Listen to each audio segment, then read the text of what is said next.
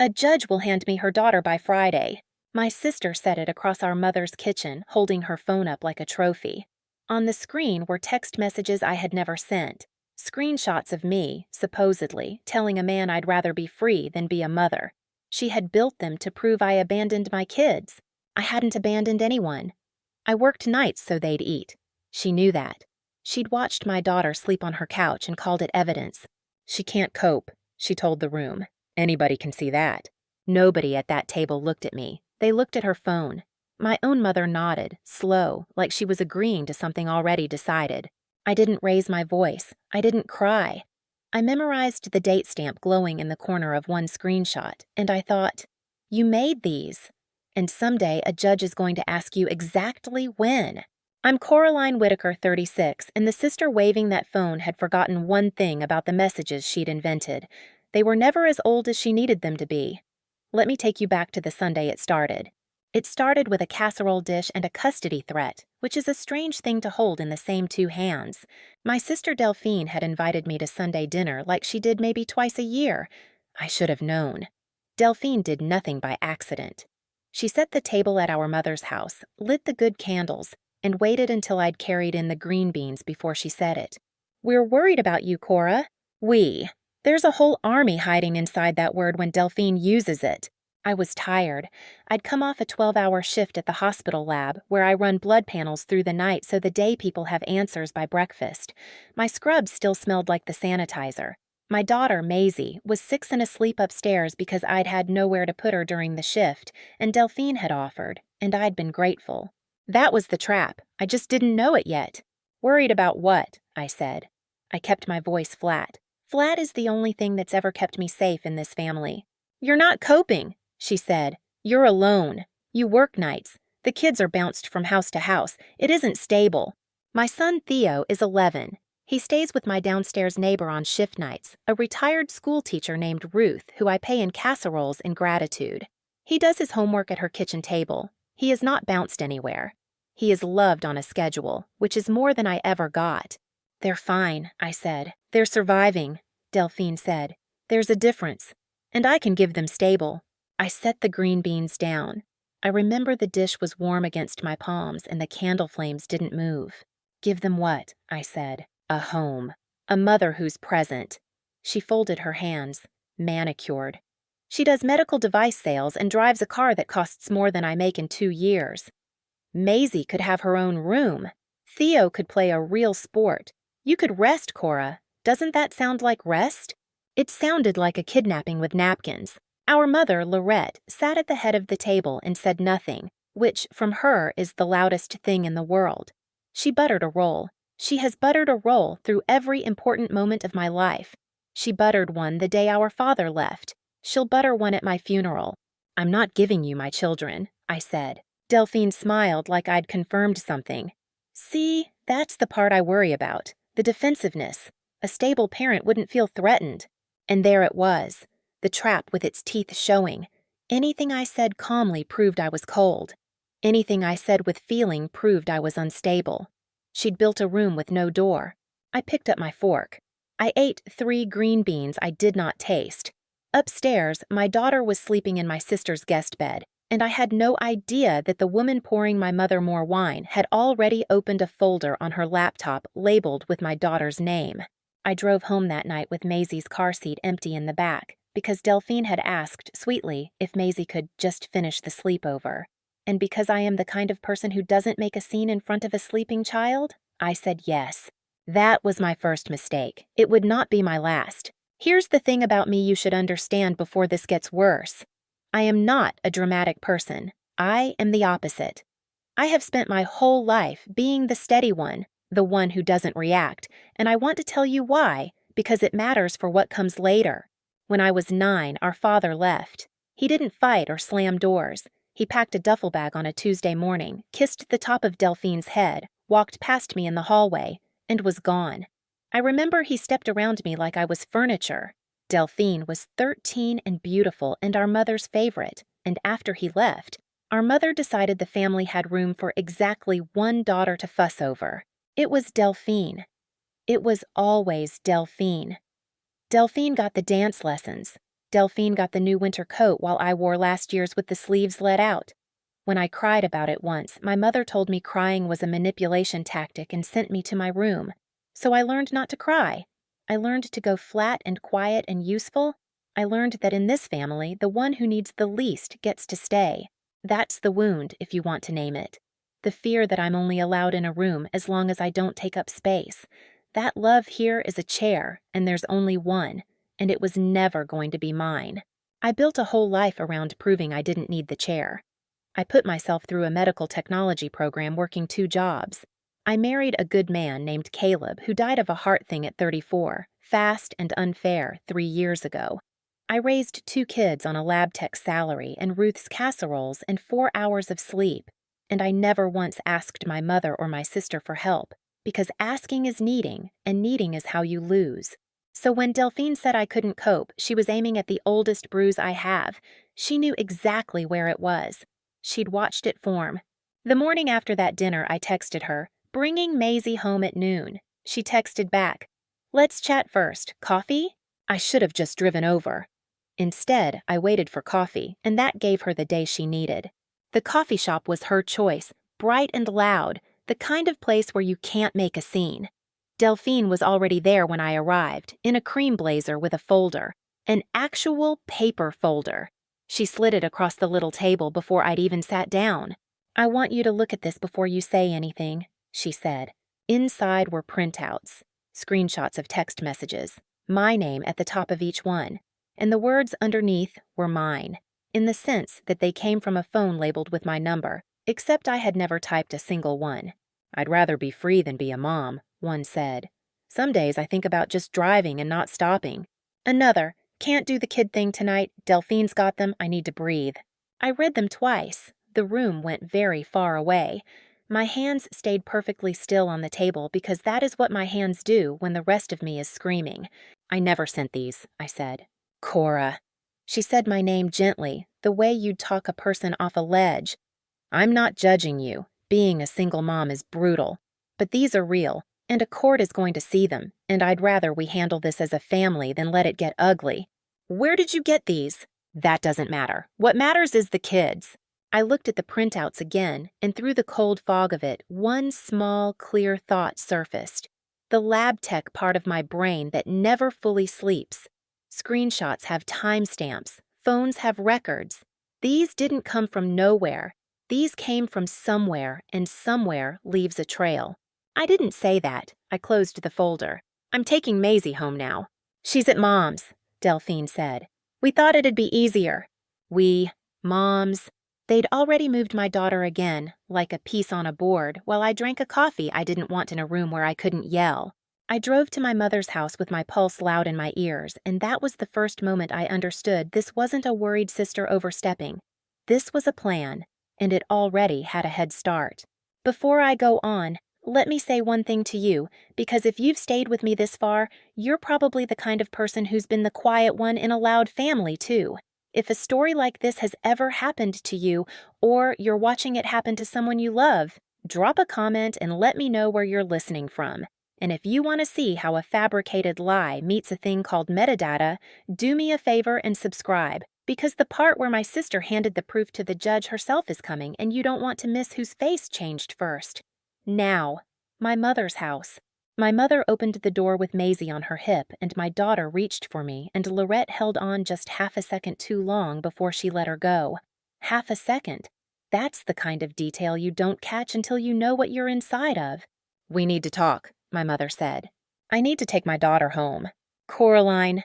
She used my full name, which she does when she's about to side against me. "Sit down."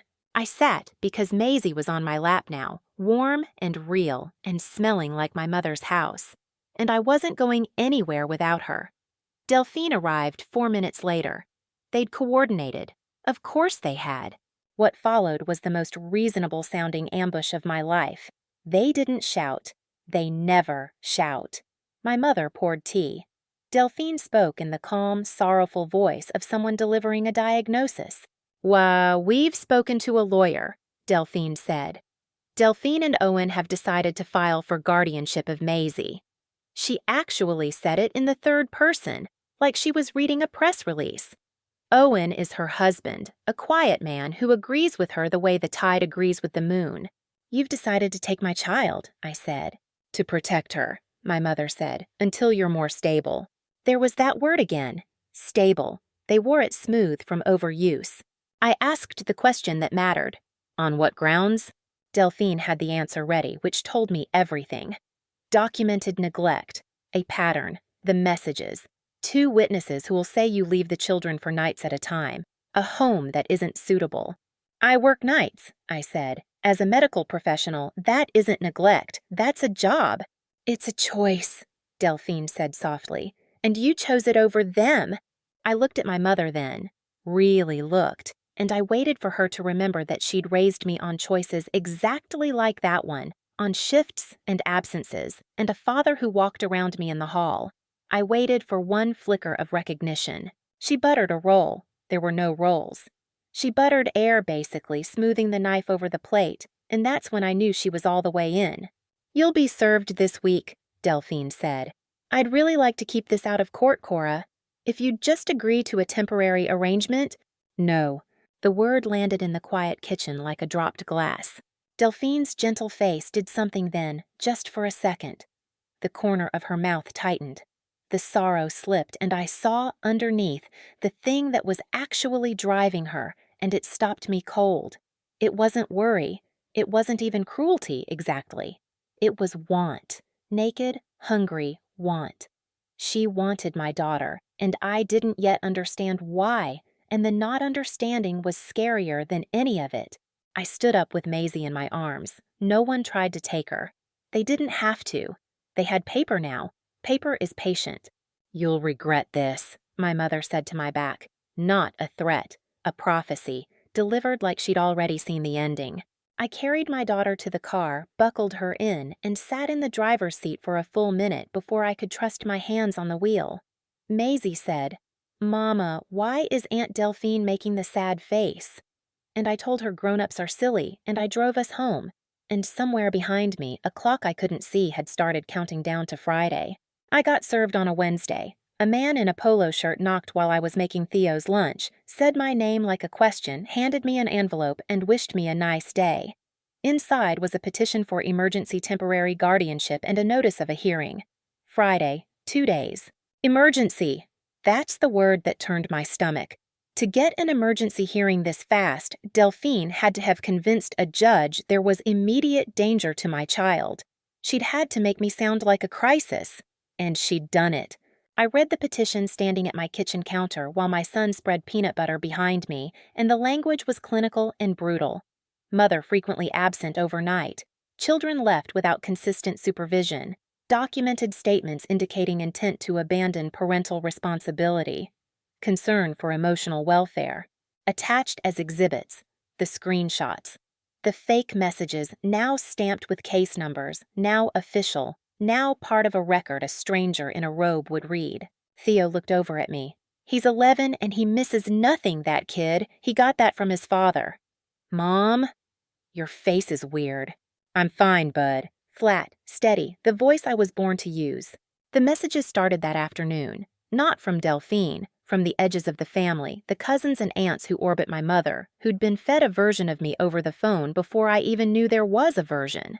An aunt texted, Heard you're going through a hard time. We're praying you get the help you need. A cousin. Nobody's judging you, Cora. It takes a village. Just let Delphine help. Every one of them sweet on the surface and poisoned underneath.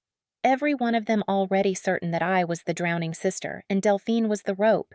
She hadn't just built fake messages. She'd built a fake me and mailed it to everyone, and they'd all signed for the package without checking the return address. I didn't answer any of them. There's no version of, I'm not the woman she told you I am, that doesn't sound exactly like what a drowning person would say. That's the genius of the thing she'd built. The more calmly I denied it, the colder I looked.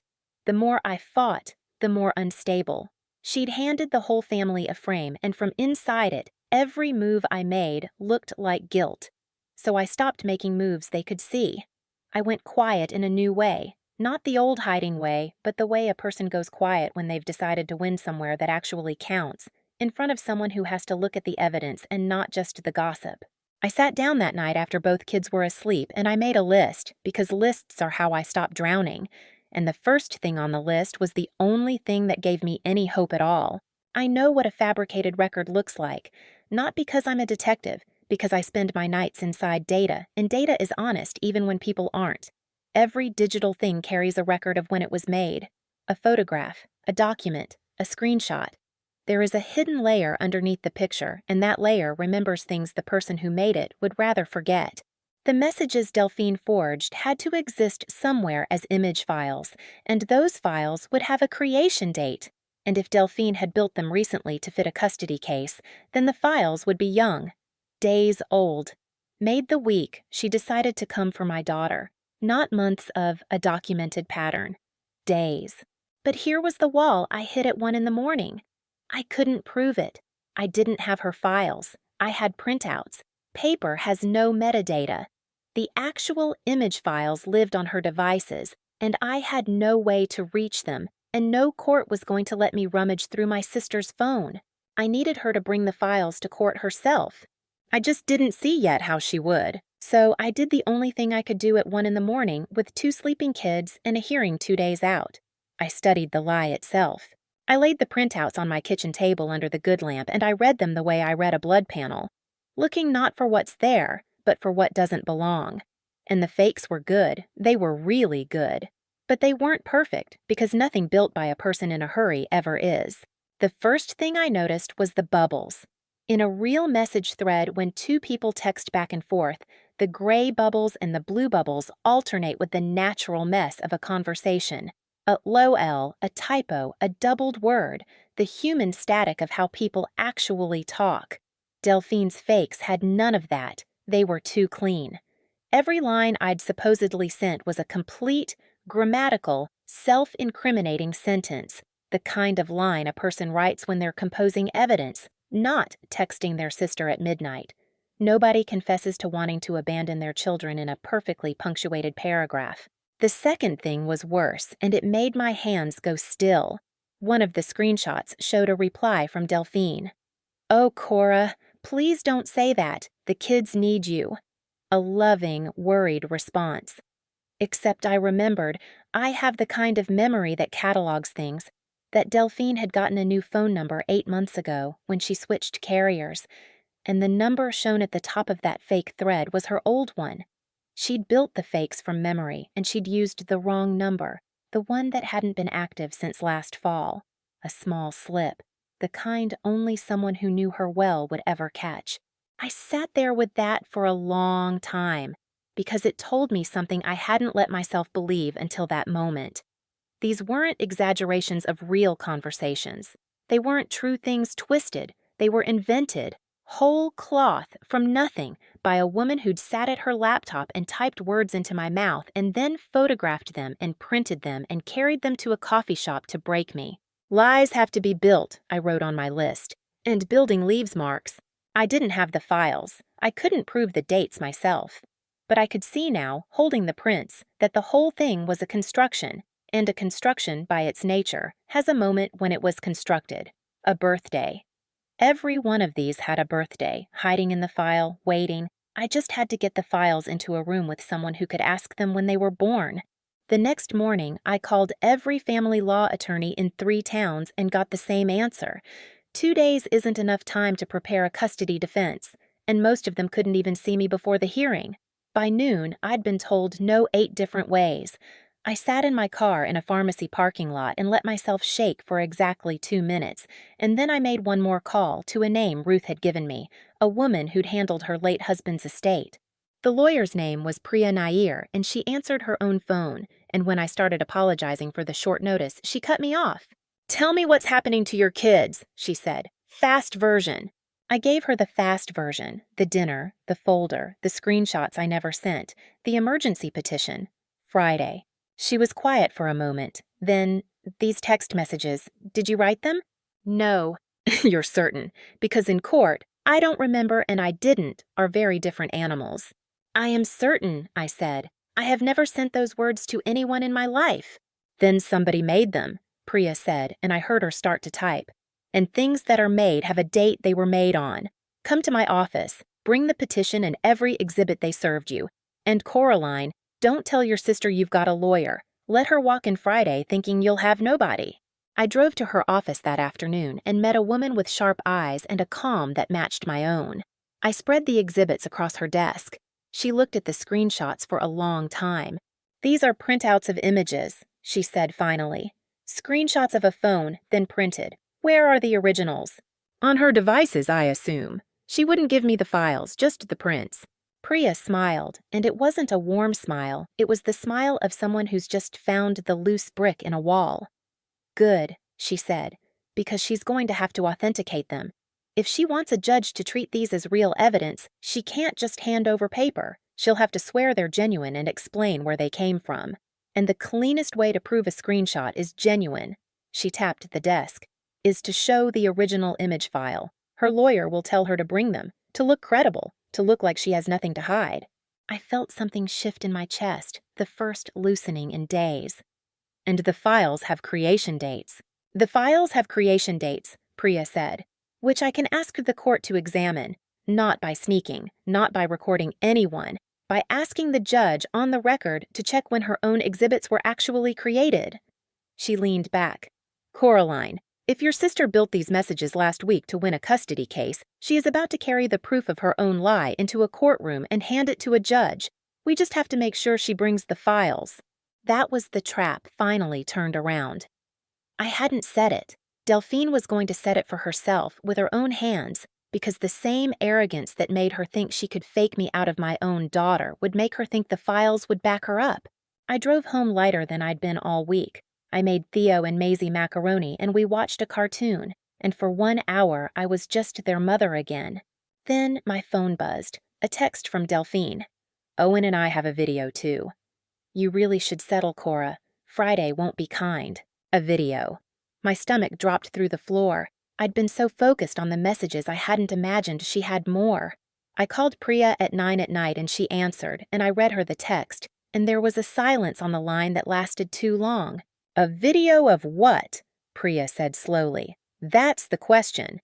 Ask yourself, what could she possibly have a video of? You've done nothing.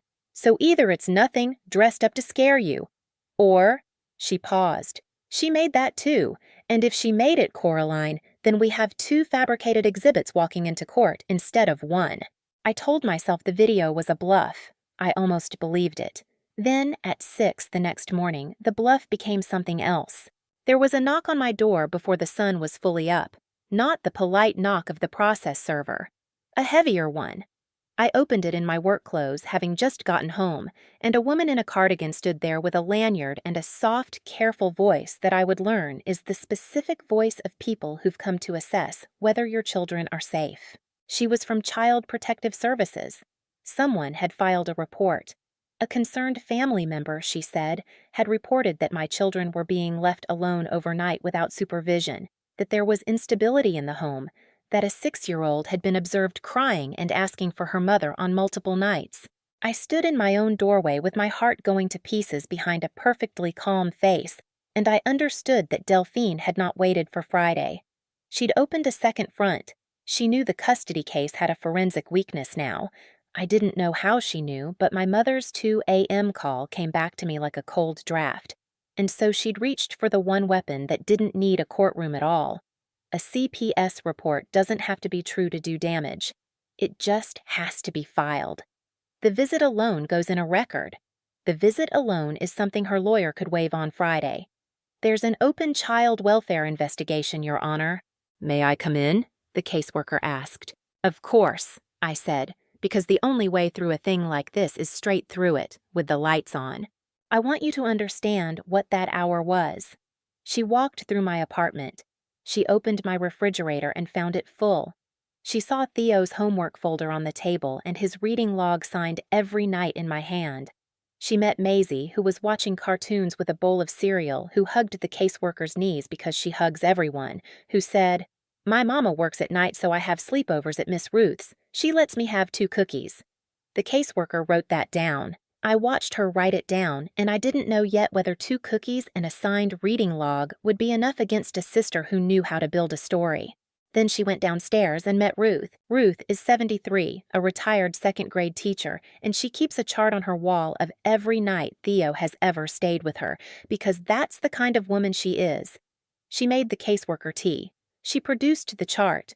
She said, in the flat, certain voice of a person who spent 40 years not being intimidated by anyone, "That boy has eaten dinner at this table 4 nights a week for 2 years. He does his spelling at that chair. His sister naps in my spare room. If that's neglect, then half the working mothers in this country are criminals, and I'd like to see you arrest them." The caseworker, to her credit, almost smiled. But here's the part that scared me, the part I sat with that whole day. As she was leaving, the caseworker said gently, "Ms. Whitaker, I have to be honest with you. What I've seen here doesn't match the report at all. But the report came in flagged as connected to an active custody petition, which means whoever filed it gave my office a lot of detail. They knew your work schedule. They knew the children's names and ages. They knew about the downstairs arrangement.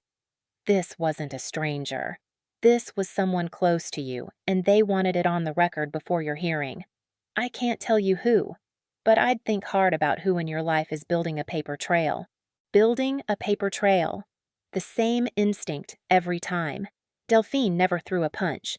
She built a file, and then another file, and another, and trusted that enough paper would bury the truth. She'd just handed me one more thing, though, because the CPS report, like the screenshots, like the phantom video, had a date. It had been filed 2 days before a hearing by a person who knew my exact schedule. And a caseworker had just told me out loud that the home didn't match the claim. I called Priya the second the caseworker's car pulled away. "She filed a CPS report," I said. Priya was quiet, and then she said something that changed how I walked into that courtroom. "Coraline, listen to me carefully. She thinks she just hurt you. She didn't. She just lied to a second government agency 2 days before lying to a judge. People who fabricate don't stop at one document. They escalate because the first lie always needs a second lie to hold it up. She's building a pattern, all right, just not the one she thinks. She's building a pattern of her own fabrications, all stamped with dates, all pointing at the same 9 days. Bring me the caseworker's card. We're going to ask her to testify." I hung up, and I did something I hadn't done since the day Caleb died. I sat down on my kitchen floor, right there on the linoleum, and I put my head in my hands, and I let myself feel how close this was. My sister was willing to burn my children's safety to win a thing she couldn't even articulate. A caseworker had walked through my home before sunrise, and tomorrow a stranger in a robe would weigh all of it. Then Maisie wandered in, dragging a blanket, and climbed into my lap on the kitchen floor and said, "Are you sad, Mama?" And I said, "A little, baby." And she patted my cheek with a small sticky hand and said, "I'll get you a cookie from Miss Ruth," and went toddling off on her rescue mission, and I laughed through the worst of it because that is what children do. They hand you a reason in the shape of a cookie. I got up off the floor. I was done sitting on floors. But I didn't sleep that night, because there's a difference between knowing your sister is lying and watching a judge believe her, and Friday was 1 day away. I want to tell you what that day before the hearing was actually like, because it's the part nobody warns you about. It wasn't dramatic. It was small and grinding and lonely. I had to act normal for my kids. I made Theo's lunch. I walked Maisie to preschool and watched her run to the door without looking back, trusting completely that the world would keep her, and I had to stand there knowing that in 24 hours a stranger might decide it wouldn't. I drove to work and ran blood panels through the night with my hands steady and my insides in pieces, because the rent doesn't pause for a custody case. But before my shift, late that afternoon, the floor dropped out from under the whole plan. Priya called, and her voice had lost its certainty for the first time since I'd met her. "I need to be straight with you," she said. "I've been turning this over all day, and there's a hole in it. Our whole strategy depends on Delphine bringing the original image files into court and authenticating them. But here's what I keep running into. Her lawyer isn't an idiot. If he's any good, he's already realized that screenshots have creation dates. And if he's realized it, he is going to tell her to do exactly one thing. Don't bring the phone. Claim the originals were lost when you upgraded devices. Submit only the printouts as the best available copies. Printouts have no metadata. If she walks in with paper and a sad story about a lost phone, there's nothing for me to ask the court to examine. The dates vanish, and we're left with 2 screenshots that look real and a mother who insists she never sent them. I stood in the parking lot of the hospital with my keys in my hand and felt the cold come all the way up. "Then it's her word against mine," I said. "Then it's her word against yours," Priya said quietly. "And she's a successful sales executive in a cream blazer who cries on cue, and you're an exhausted single mother who works nights. I want to tell you that a judge sees through that. Sometimes they do. But I can't promise it. If she's smart enough to leave the phone at home, we lose our best evidence, and this becomes a much uglier fight." I drove to work. I ran blood panels. I did the math over and over the way I do, and every path I traced ended at the same wall. If Delphine left the phone home, I had nothing but the truth, and I had spent my whole life learning that in this family the truth was never enough on its own. The truth had never gotten me the chair. Why would it get me my daughter? I almost called Delphine that night to settle. I want to be honest about that because the people who tell these stories always pretend they were brave the whole way through. I wasn't. At 1 in the morning, in the fluorescent hum, I had her contact open on my screen and my thumb over her name, ready to offer her a temporary arrangement, ready to hand over a piece of my child just to make the terror stop. That's how low it got. That's how good she was at making me believe I'd lose. What stopped me was a thought so simple it was almost stupid. I thought, she has to bring the phone. Not because she's careless, because she's arrogant. Delphine has never in her life imagined that she could be caught, because she's never been caught, because I always covered. She wants to read those messages out loud and watch my face. She wants to win in front of our mother. A woman who only wanted custody would take the lawyer's careful advice and leave the phone home. But Delphine doesn't only want custody, she wants the performance. And you cannot give the performance of an outraged sister waving real proof if you've lost the proof. The phone isn't evidence to her, it's a prop. And she will not go on stage without it. I texted Priya at 1:30. She'll bring it. She can't help herself. She needs to perform with it in her hand. Trust me. I've watched her need to win my whole life. Priya texted back a single line that I read 4 times. Then God help her. Because the only thing more dangerous than a liar is a liar who's never been caught. I put the phone down. I did not settle. Around 2 in the morning, in the hum of the lab, my phone lit up. My mother. I almost didn't answer. I did. "Coraline!" Her voice was strange, quieter than her usual quiet. "I want you to settle with your sister." "You want me to give her Maisie?" "I want this over. Delphine is... she gets fixed on things. You know how she is. She always has to win.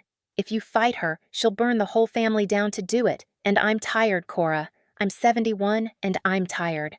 And there, in that exhausted 2 a.m. voice, I heard the closest thing to truth my mother had offered me in years.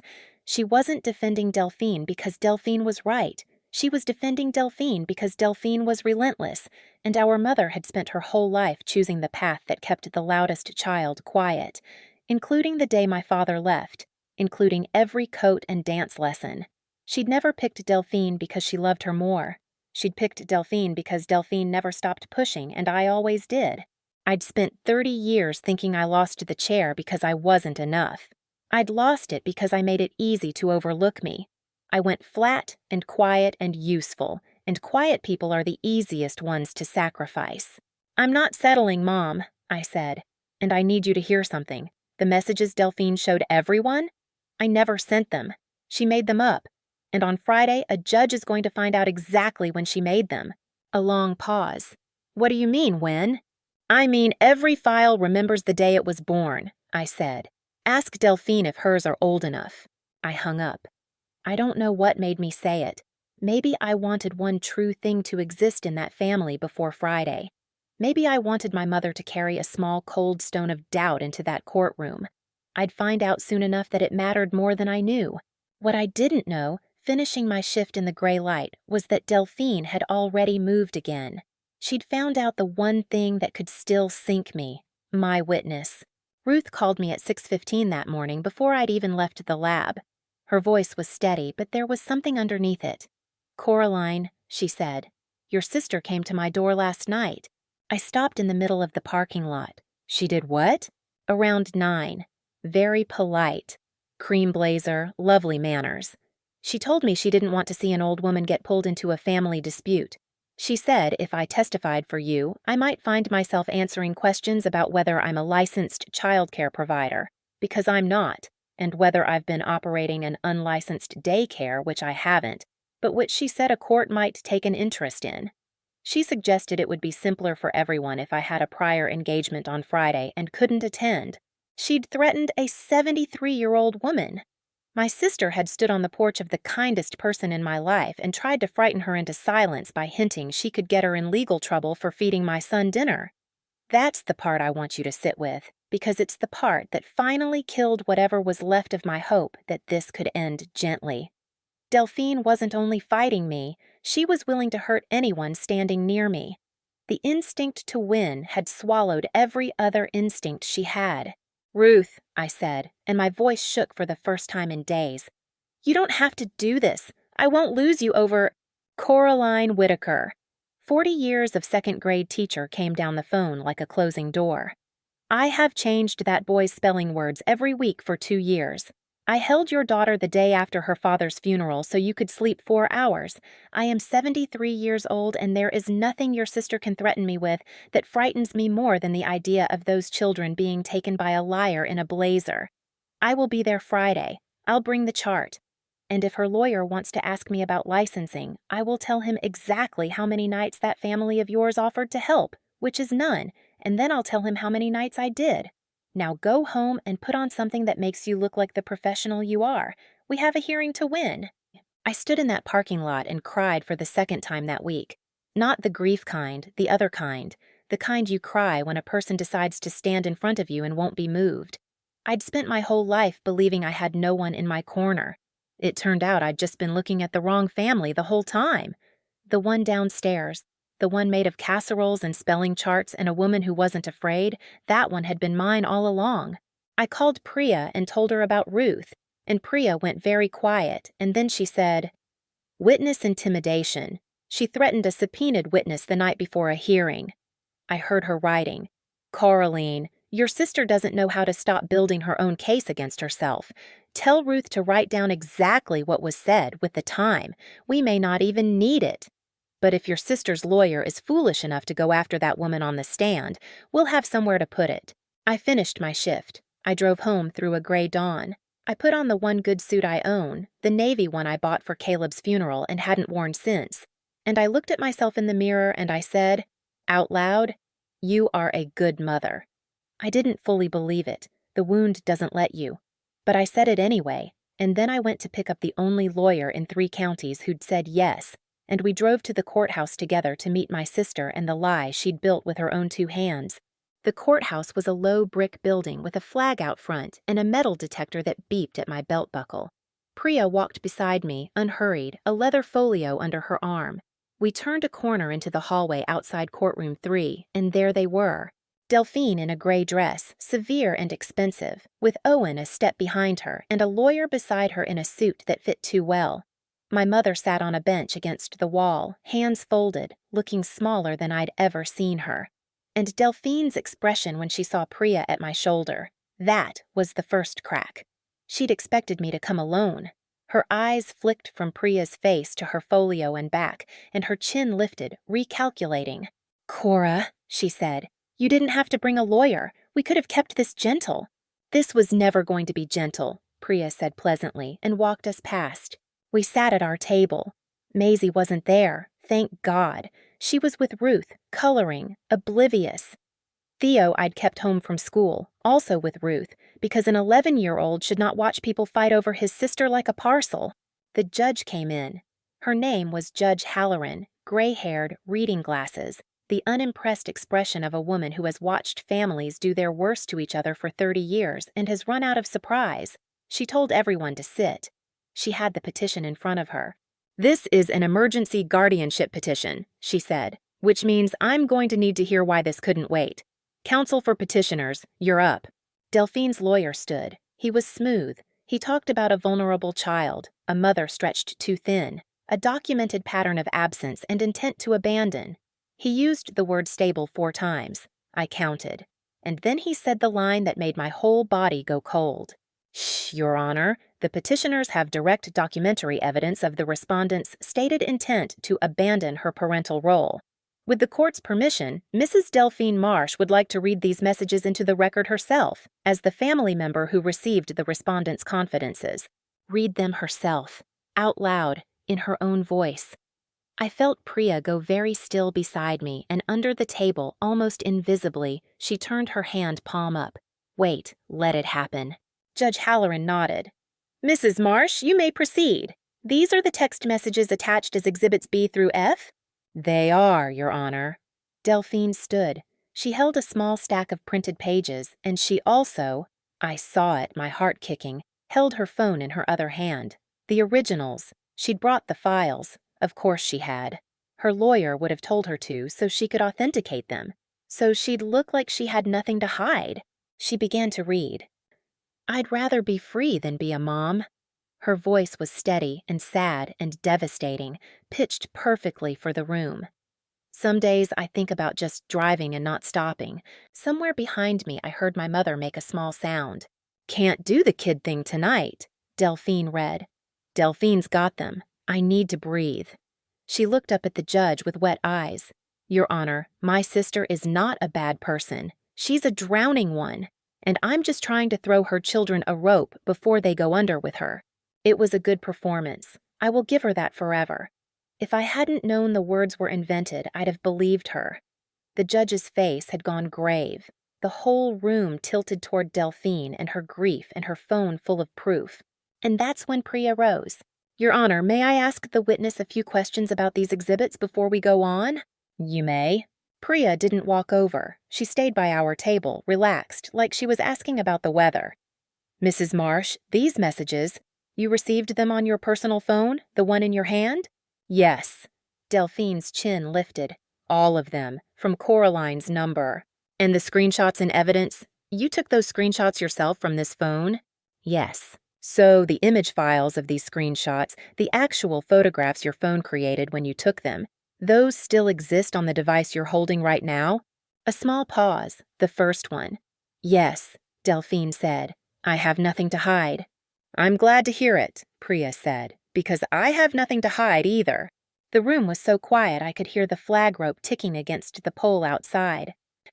'Your Honor,' Priya said, 'I'd ask the court to do something very simple. When a phone creates a screenshot, the image file is stamped with the exact date and time it was made. That information is part of the file itself. The petitioner has just testified under oath that these screenshots live on the phone in her hand and that she has nothing to hide. So I'd ask the court to direct the bailiff to view the file details of those original images, the creation dates, right here on the record. If these messages are months old, as the petition claims a pattern, the files will show it. And if they're not, Priya let it sit. Then the court should know that too, before deciding where a child sleeps tonight. I watched it happen. I watched my sister's face. There's a particular thing a person's face does when a trap they didn't know they were standing in closes around their own ankle. The blood goes out of it. Delphine's hand tightened around her phone, and for 1 second, the smallest second, her thumb moved toward the screen, and I knew, the whole room would later know, that her first instinct was to delete. "Mrs. Marsh," Judge Halloran said, and her voice had changed, had gone flat and cold in a way I recognized, because it was my voice, the voice of someone who's just understood she's being lied to. "Please hand your phone to the bailiff. Do not touch the screen." "Your Honor, this is my private device." Delphine's lawyer was rising. "She testified under oath that the files are on it and that she has nothing to hide," the judge said. "Counsel, sit down. Mrs. Marsh, the phone, now." Delphine did not move for 3 full seconds. 3 seconds is a very long time in a silent courtroom. Then she handed over the phone, and her hand was shaking, and that shaking hand was the truest thing she'd shown anyone in years. The bailiff carried the phone to the bench. Judge Halloran put on her reading glasses. Priya had written down, on a slip of paper, the simple path to the file information. She slid it to the bailiff, and the judge followed it, tapping, looking, while the room held its breath. "Exhibit B," the judge read aloud. "Image file created." She paused and looked up over her glasses, first at Delphine, then at me, then back down. 9 days ago, at 11:42 in the evening. 9 days. The dinner had been 10 days ago. She'd built the first fake the night after she invited me to dinner. Exhibit C, the judge continued, and her voice was getting quieter and harder with each one. Created 8 days ago. Exhibit D, same evening as C, 4 minutes later. Exhibit E, 7 days ago. She set the phone down very gently, the way you set down something that's burned you. Every one of these screenshots, Mrs. Marsh, was created within the last 9 days. There is no message in this so-called pattern that is more than a week and a half old. I heard my mother say, Delphine, in a voice that broke on the second syllable. Delphine was on her feet. The calm was gone now, all of it. The sorrowful sister had vanished, and what stood in her place was the want I'd seen flicker in our mother's kitchen, only now it had nowhere to hide. Those dates are wrong, she said. Phones get the dates wrong, everybody knows that. It's a glitch. All 9 of them? The judge said. Glitched to the same week? The week after you say this dinner took place? Coraline put you up to this, Delphine said, wheeling toward me, and her voice climbed. She's manipulating all of you. She always does this. She plays the victim. She's been jealous of me our entire lives. Mrs. Marsh, the judge said. She couldn't stand that I had a good life, and she didn't. That's what this is. She wants to take from me the way she always. Mrs. Marsh, that is enough. And there it was, out loud in front of a judge and a bailiff and our mother and a court reporter typing every word. She wants to take from me the way she always takes. My sister had just told the entire room what this was really about. Not my daughter's welfare, not stability. She wanted Maisie because Maisie was mine, and Delphine, who had everything, had never once been able to stand that I had 2 children who loved me and a husband who'd married me on purpose, even after he died loving me. She'd never had children. I learned later in the hallway from a cousin that she and Owen had tried for years and couldn't. And somewhere in that grief, she had decided that if she couldn't make a child, she would take one, and she would take it from the sister she'd been taught her whole life was worth less than her. That's a real motive. It's an ugly one. It doesn't make her a monster. It makes her a person who let her wound curdle into someone else's wound, which is the only way wounds ever spread. Your Honor, Delphine's lawyer said, and he had the gray look of a man watching his own license flash before his eyes. I'd like to request a brief recess. No, the judge said. Then she did something I'll remember until the day I die. She took off her reading glasses and she looked at me, just at me, and she said, Ms. Whitaker, I've been doing this a long time. I'm sorry someone made you sit in my courtroom and listen to that. And then, to the room. This video the petition references, Mrs. Marsh, where is it? Because Priya had told her about the text, the video Delphine had threatened me with at 9 at night. And now the judge wanted it. Delphine's lawyer leaned and whispered to her, urgent, and whatever he said, Delphine shook her head, and the lawyer straightened and said, Your Honor, the petitioners are withdrawing the video exhibit. Withdrawing it, the judge repeated. Was it created within the last 9 days too, Mr. Bell? The lawyer said nothing, which was its own answer. But Priya wasn't finished. And the next wave was the one I hadn't seen coming, the one she'd built quietly while I was busy being afraid. Your Honor, she said, 2 days ago at 6 in the morning, a child welfare caseworker arrived at my client's home in response to an anonymous report alleging the same neglect described in this petition. With the court's permission, I'd like to note that the caseworker is present today, under subpoena, and prepared to testify. A woman in the back row stood, the caseworker. The same cardigan, the same lanyard. I hadn't even seen her come in. Ms. Okafor, Priya said, in your professional assessment, did the conditions in my client's home match the report you received? They did not, the caseworker said, clear and unbothered. The home was clean and well supplied. The children were healthy, bonded to their mother and well cared for. I found documented, consistent overnight child care with a vetted neighbor. In my judgment, the report was unfounded. I closed it the same afternoon. And the report, Priya said, when was it filed? 2 days before this hearing. By a family member with detailed knowledge of my client's work schedule. That was my assessment, yes. The room understood it all at once. Not one lie. A campaign. Screenshots built over 9 nights. A false report to a state agency 2 days out. A phantom video now withdrawn. Every weapon Delphine owned was paper, and every piece of paper had a date, and every date pointed back to the same arrogant, hurried fortnight in which my sister had decided to manufacture a mother who didn't exist. Delphine's lawyer made his last mistake then. He had to do something, anything, to claw back the room, and so he stood and went after the one witness he thought was soft. Your Honor, the defense's so-called childcare arrangement is unlicensed. This neighbor is running an illegal— Ask me, Ruth said from the second row. She stood without waiting to be called, 73 years old, in her church coat, holding a laminated chart. The judge, against every rule of procedure, let her speak, because some people carry an authority no courtroom can override. I'm a retired school teacher, Ruth said. I have watched that boy 4 nights a week for 2 years, for free, because his mother works nights keeping strangers alive, and nobody else in his family ever offered to so much as drive him to school. She turned and looked directly at Delphine. And last night, young lady, you stood on my porch and tried to scare an old woman into staying home today. You told me I'd be in trouble for feeding a child dinner. I wrote down the time you said it. 9:04. She set the slip of paper on the rail. I taught second grade for 40 years. I know a bully when one knocks on my door. You can ask me anything you like. The lawyer sat down. He did not ask her anything. There was nothing left to ask. There's one more thing, Your Honor, Priya said, and she held up a single printout, one of the fake threads, and I realized she was about to use the detail I'd found at my kitchen table at 1 a.m, the slip only family would catch. Exhibit C shows a reply sent from Mrs. Marsh's own number, but the number printed at the top of this thread belongs to a carrier account Mrs. Marsh closed 8 months ago. The phone company can confirm that line has been dead since October, so I'd invite the court to consider how my client could have texted a number that hasn't existed since last fall, or how Mrs. Marsh could have received a reply on a phone that wasn't on. She didn't build these from real messages, Your Honor. She built them from memory, and she got a detail wrong, the way liars do.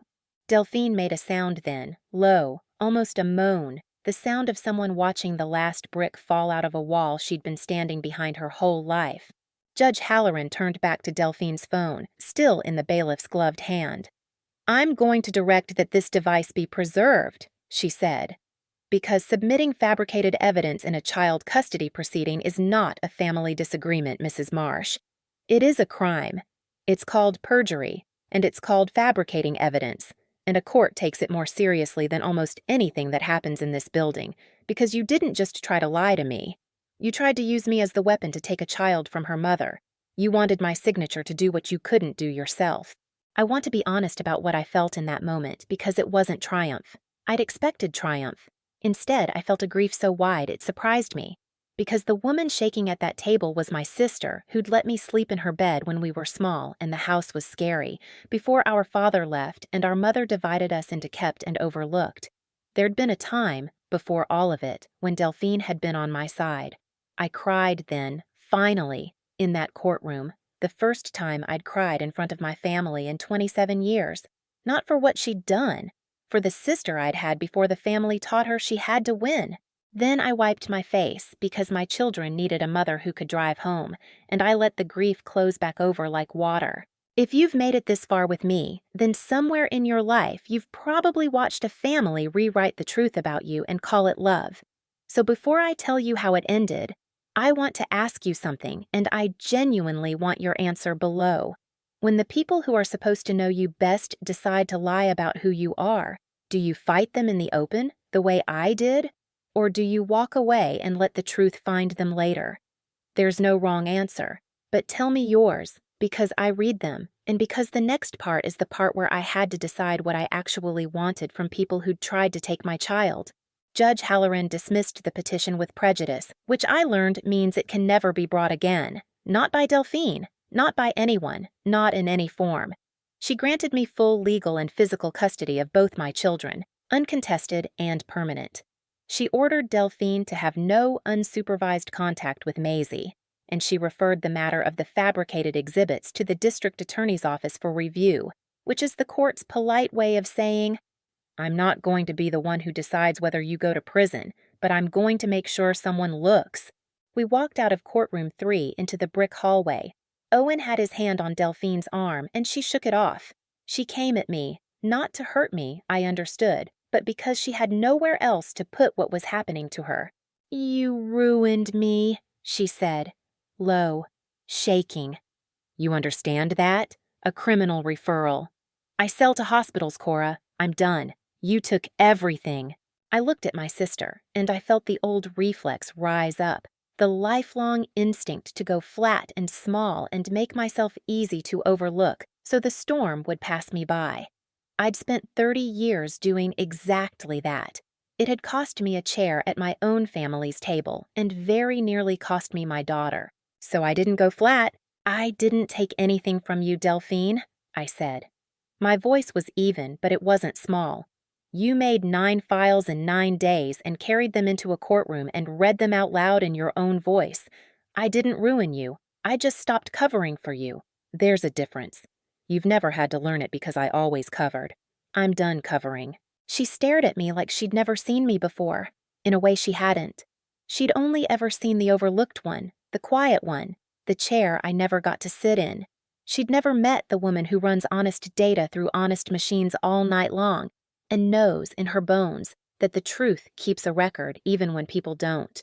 My mother stood up from the bench, 71 and tired, exactly as she'd said. She looked at Delphine, then at me, and for one terrible, hopeful second, I thought she might choose, finally, out loud, in a hallway, the way she never had in any kitchen. "Coraline," she said, "maybe if you'd been around more, your sister wouldn't have worried so." And there it was, the chair withheld one final time. Even now, even here, even after the dates on the files. I'd waited my whole life for my mother to pick me. Standing in that hallway, I finally understood she never would, and that the wound wasn't that I wasn't good enough. The wound was that I'd let 2 people who'd never sit in my corner be the judges of whether I deserved a corner at all. I'd handed them a gavel they were never qualified to hold, so I took it back. "Mom," I said gently, because she was old and she was tired, and none of this was going to change her. I was around enough. 2 kids think so. A judge thinks so. The only people who don't are the 2 of you, and I've spent 30 years auditioning for your approval, and today I'm closing the show. I picked up my bag. "I love you. I won't be seeing you for a while. Maybe a long while. The kids and I are going to go be a family now, the small, complete kind that we already are." I walked out of that courthouse into June sunshine, and I called Ruth and I said, "It's over. They're ours. We're coming home." And I heard my son whoop in the background.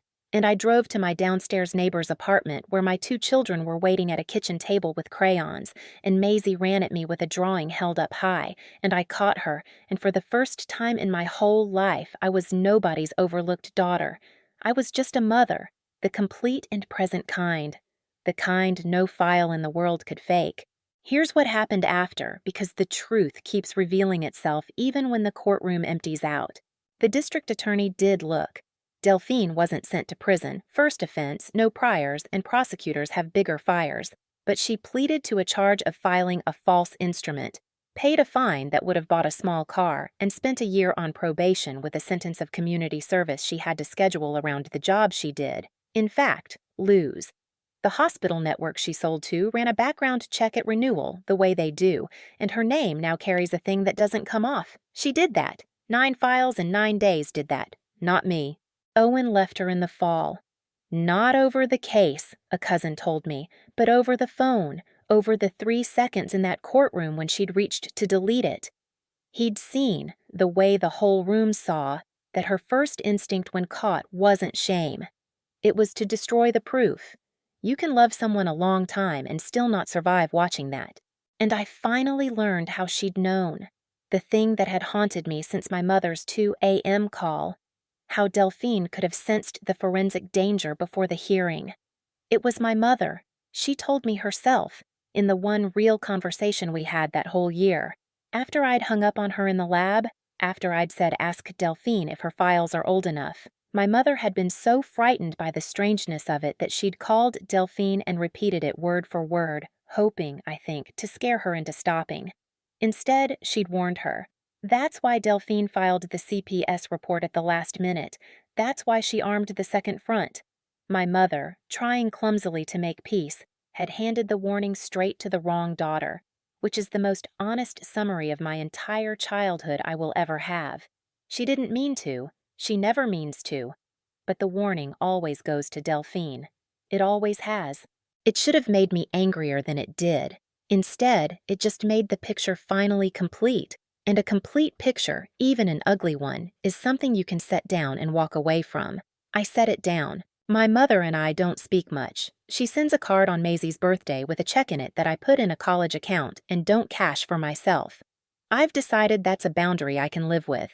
Her money can love my daughter even if her words never quite loved me. I'm not waiting for the apology anymore. Waiting for it was the chair. I got up. Theo asked me once months later doing homework at our own kitchen table, "Mom, how'd you know the dates would catch her?" And I told him the truth, the same truth I run my whole life on now. Because everything that's real leaves a record, bud. Lies have to be built, and the building always leaves marks. You don't have to be the loudest person in the room. You just have to be the one who's telling the truth, and then you wait, and you let the truth keep its own time. He thought about that. Then he said, like the files remembered when they were born. And I said yes, exactly like that.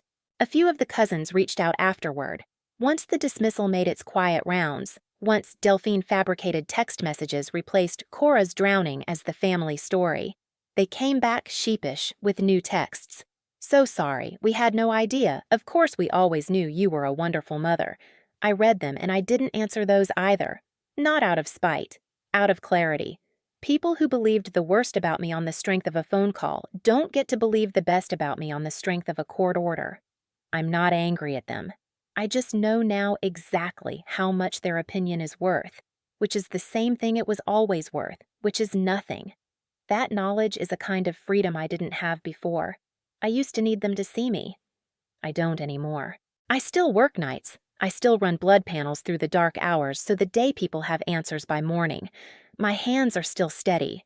But I don't go flat anymore. Not the old way, not the small way. I learned the difference between the calm that disappears you and the calm that holds its ground. One is hiding, the other is power. It took a forged folder and a courtroom and a judge reading dates off a phone for me to learn it, but I learned it. If there's one thing I'd leave you with, it's this. The people who try hardest to rewrite who you are will almost always hand you the proof of their lie themselves, because a lie has to be built, and building leaves a date. You don't have to chase it. You just have to refuse to disappear, and keep telling the truth, and let time stamp the rest. My name is Coraline Whitaker. I have 2 kids who know exactly who their mother is, and no one in my family will ever again be the judge of whether I deserve a seat at the table, because I built my own table, and there's a chair at it for everyone who tells me the truth, and not one for anyone who won't.